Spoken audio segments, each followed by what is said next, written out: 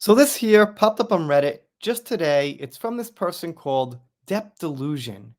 And honestly, they're getting some views here. A lot of times you see Amber stuff, pro Amber stuff, I should say, get like 15 likes, 10 likes or something. It's got, a couple of hundred each.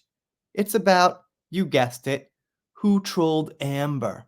And this person's pointing out that GQ wrote an article, and I saw them point out that some other articles had been written, for example, by Metro. But then this person and some other people show us that they've been convinced. Amber Heard's a good person, they say. When I first realized she was a victim, I didn't think much about her. I just thought Depp sucks and I need to let people know. But the more I learn, the more I realize Amber Heard is a great person. I realize she's a good person, period. What good writing? She learns other languages to communicate with people who don't speak English. She's nice and welcoming and wants everyone to be included. She supports LGBT people openly and does all of that because she wants to, because she's genuinely a good person.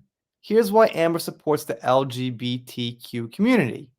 It's because by doing that, it makes you fit in with Hollywood because that's what Hollywood's doing. Amber wants to climb the ladder in Hollywood, and that was one requirement you have to climbing that ladder.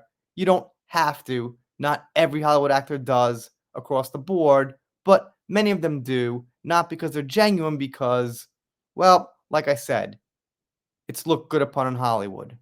Learning Spanish? I don't know.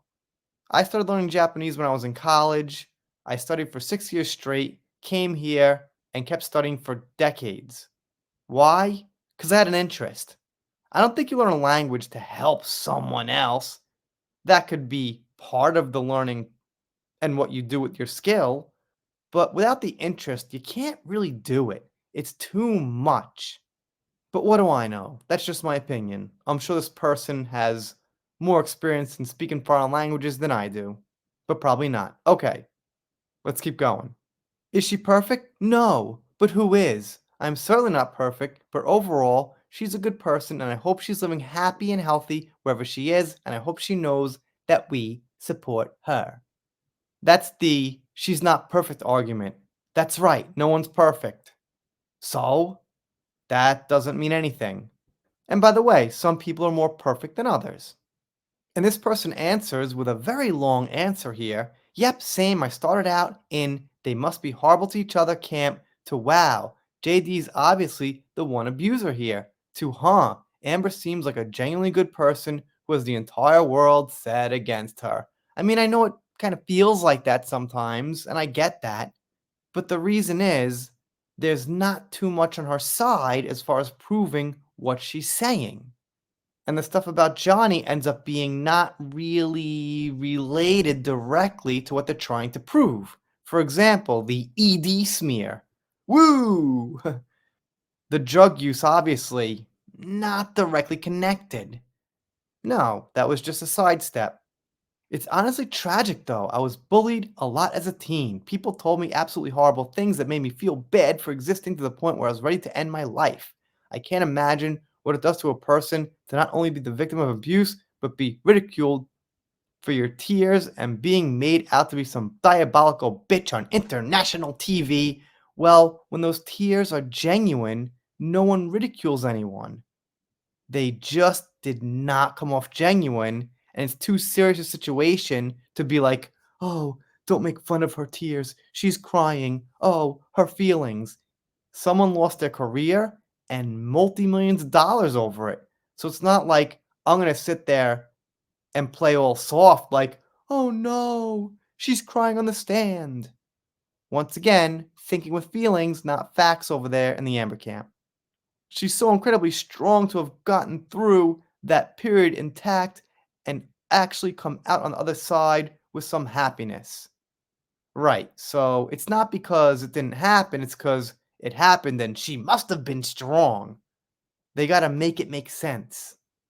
Looking at her now, it looks like she embraced all the good things life still has to offer, which, in my opinion, is so hard to do when you've been trampled on by the entire world, except for the mainstream media and corporations and the UK court system and things like that. They didn't trample. They did some huge white knighting and defending with some money behind them. Also, at some time, Elon Musk was on our side. So be careful what you say and try to think full spectrum. The only mistake she made is falling for JD's charms and having the audacity to genuinely love him. A guy who's never loved anyone but himself. Except he's got two kids with Vanessa Paradis, who he was with for 14 years. Maybe it didn't work in the end, but I'm sure at some point they loved each other and probably still do in certain ways. Proved the whole Me Too movement is nothing but hot air. The movement we actually need it evaporates. Everyone is happy to help a gross rich dude ruin the life of the person he abused. Wait, what? Didn't they say the Me Too movement's hot air? I don't use that term a lot, but if I'm getting it right, that means it wasn't real. It was hot air. It was fake or something. And I kind of agree with that. I don't think the whole thing was.